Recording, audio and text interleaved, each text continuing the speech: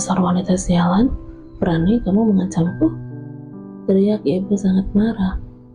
Apa gunanya aku buka mulut? Sebentar lagi malaikat maut akan menjemput kalian. Manusia iblis seperti kalian pantas mendapatkan balasan. Aku pastikan itu. Kalian akan mati sebentar lagi. Aku pasti menikmati kematian kalian meskipun hanya arwahku. Nirani sangat yakin dengan ucapannya. Siapa maksud dari perkataan Nirani? Dia sangat percaya diri. Seseorang datang menghancurkan keluarga aku. Kamu? Nirani menunjuk ibuku. Wanita penjual wanita. Kamu tidak pantas disebut ibu. Aku tidak mau melahirkan keturunanmu kalau akan dijadikan manusia iblis sepertimu. Lebih baik aku mati. Sambung Nirani. Pisau di tangannya udah melukai sedikit lehernya. Tunggu, jangan lakukan itu. Tiba-tiba ibu menghentikan Nirani. Aku akan mengobati ibumu. Jangan bunuh diri. Jika kamu tidak mau buka mulut, siapa yang membunuh Jaka, oke? Tidak masalah. Sambung ibu. Nirani, aku akan panggilkan dukun agar ibumu diobati. Ucapku sambil menarik tangan ibu keluar dari kamar itu. Ibu mengunci pintu kamar Nirani dari luar seperti biasa. Kunci itu lalu diletakkan lagi di dalam pot bunga hias yang terpajang di sudut ruangan depan pintu kamar. Sialan, dia punya senjata yang membuat aku tidak bisa membalasnya. Ucap ibu kesal. Tenang bu, tidak masalah kalau Nirani tutup mulut. Aku dan ayah akan mendapatkan pelakunya. Aku berusaha membuat ibu tenang. Bima, Bima. Ayah berteriak memanggil sambil menaiki anak tangga. Aku dan ibu langsung terdiam dan memalingkan wajah ke arah tangga. Ayah muncul dan mendekat. Ada apa ya? Tanyaku kepada ayah. Salah satu anak buah kita sudah menyelidikinya. Ternyata Pak Jeki menangkap gadis itu dan membawa ke rumah dekat kebun teh. Ada seseorang yang sengaja memancing warga agar menuju ke rumah itu dan mengatakan kalau Pak Jeki sedang ditahan perampok. Ayah berkata sambil menghembuskan asap rokoknya. Aku juga heran, kenapa Pak Jeki bisa seceroboh itu? Ternyata ini seperti taktik yang disengaja. Ibu juga ikut bersuara. Siapa pelakunya ya? Tanyaku.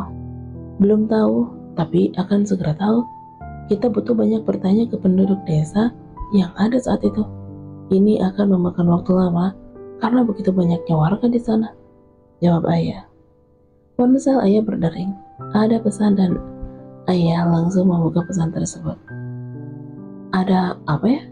Tanyaku melihat mata ayah yang membulat terkejut setelah membaca pesan di ponsel. Anak buah kita menemukan batu berdarah di dekat semak-semak di mana gelang suami Zainab ditemukan. Jawab ayah menatapku. Batu berdarah? Apakah suami Bu Zainab dibunuh? Apakah perkataan Nirani barusan akan terjadi? Tubuh aku gemetar. Ini pasti bukan orang sembarangan. Dia bisa membunuh banyak orang. Tujuannya mengarah ke ayah dan ibuku serta aku. Ayo kita ke sana Bima. Ayah ingin memastikannya. Ajak ayah kepadaku.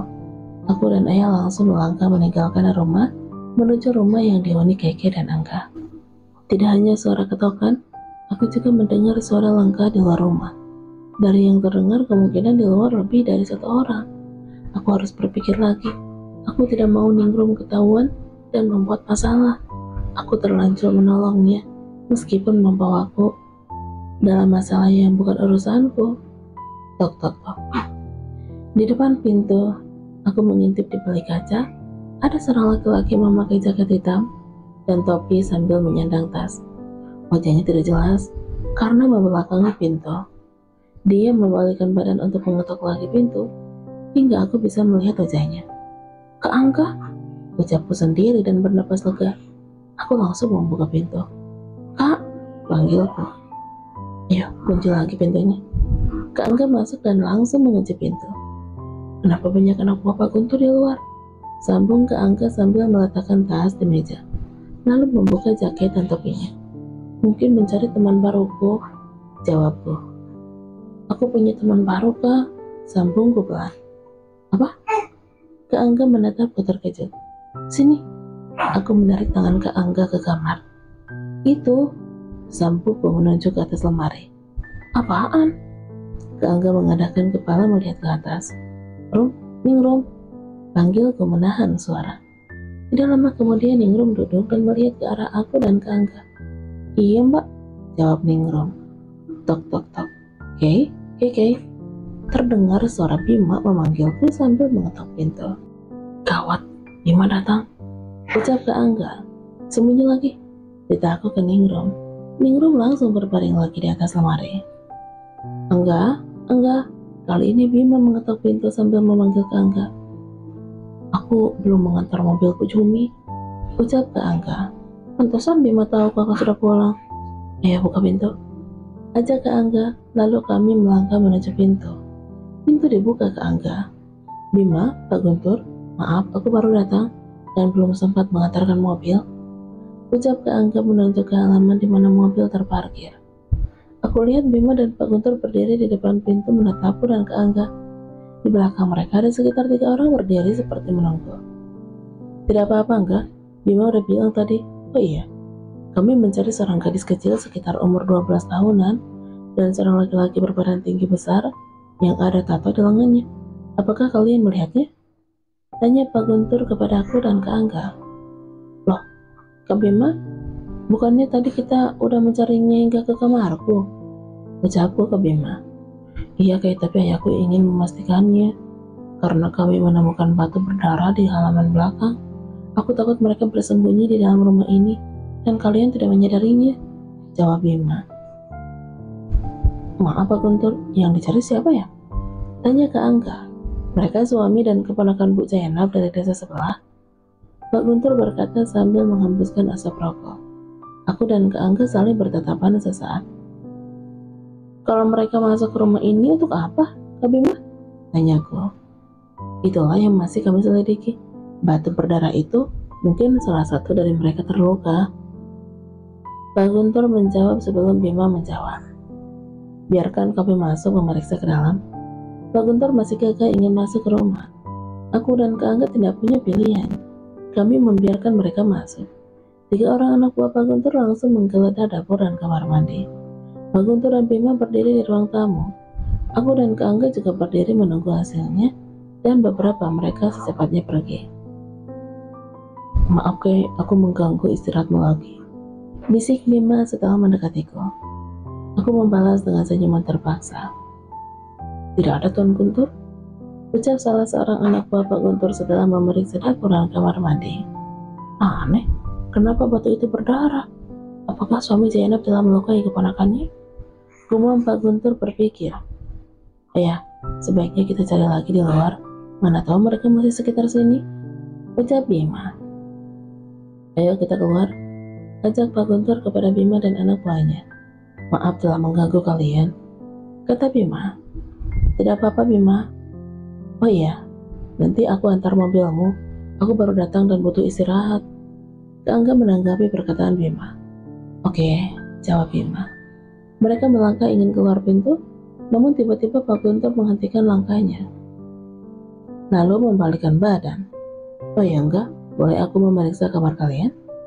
Baru aja bernapas lega saat melihat mereka melangkah ke pintu. Tiba-tiba Pak Guntur menghentikan langkah dan ingin memeriksa ke kamar. Gawat kalau seandainya Ningrum ketahuan sembunyi di atas lemari. Mudah-mudahan ia tidak menimbulkan suara seperti bersin di rumah Pujumi. "Oh, silakan." Kak Angga mempersilahkan mereka masuk lagi. Aku lirik tangan kanan Kak Angga. Dia udah siap-siap ingin mengeluarkan pisau lipat dari saku celana yang biasa digunakannya. Aku juga siap-siap ingin melawan mereka seandainya situasi kami ketahuan. Pintu kamar dibuka. Kali ini mereka masuk ke kamar Kak Angga. Aku dan Kak Angga masih santai karena udah pasti Ningrum tidak ditemukan di sana. Tidak berapa lama kemudian mereka keluar dari kamar Kak Angga.